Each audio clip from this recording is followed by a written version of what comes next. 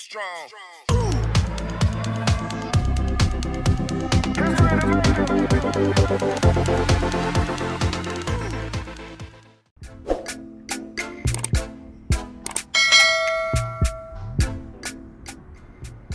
عليكم، معاكم بدر من قناتي. حياكم الله.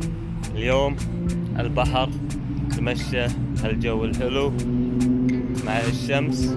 اهم شيء نطلع الطيور ونشمسهم عشان ياخذون الفائدة اللي يحتاجونها من الشمس. طبعا الحين تشوفون بهايسنت مكاو. والله يا جماعة معانا اليوم ريسي اوريو. طبعا هذه رايسي وهذا اوريو. شلون نفرق بينهم؟ ما راح اعلمكم شلون، لان انا مرات اضيع. المهم مثل ما قلنا لكم اليوم بس هايسنت مكاو. راح نتكلم عن الطير هذا. قلنا الهايسنت مكاو يعتبر اكبر انواع الطيور الناطقة من فصيلة المكاو، اكبرهم حجم الهايسنت مكاو. شنو السبب تصنيفه كاكبر طير؟ قلنا حجم المنقار والراس، فهو يعتبر اكبر حجم منقار وراس فيهم. طبعا الهايسنت مكاو او المكاو الياقوتي كما يسمونه في اللغة العربية من الطيور النادرة والصعب انك تحصلها. طبعا هذه طيور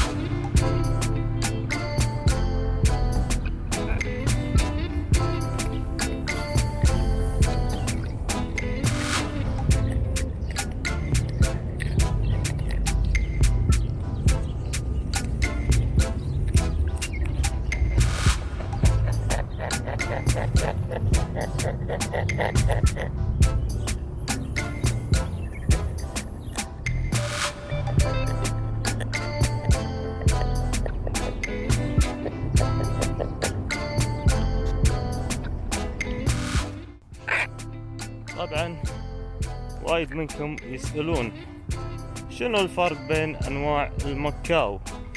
يعني في طيور مكاو، عندنا البلو اند جولد، عندنا الجرين وينج، عندنا السكارلت مكاو وغيره من هجين.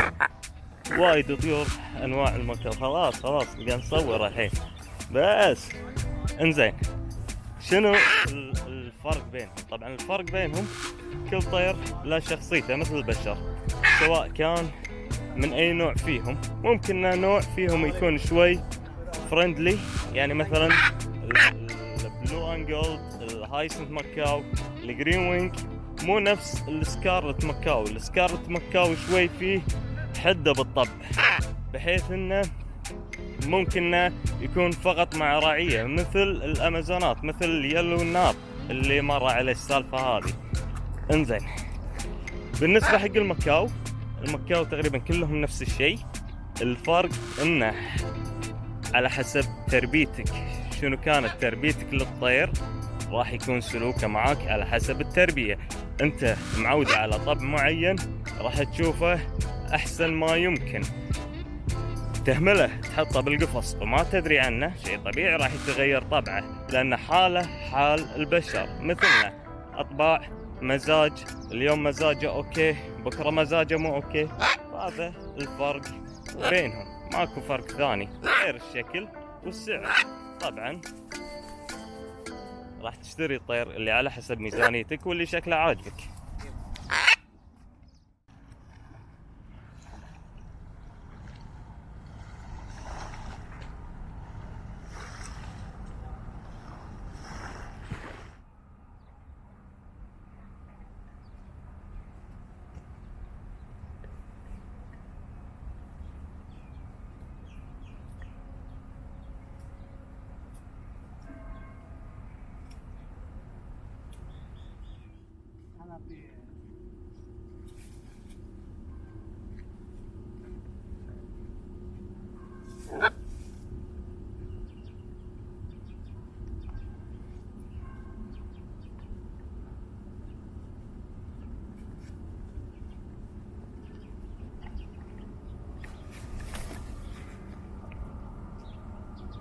السلامة.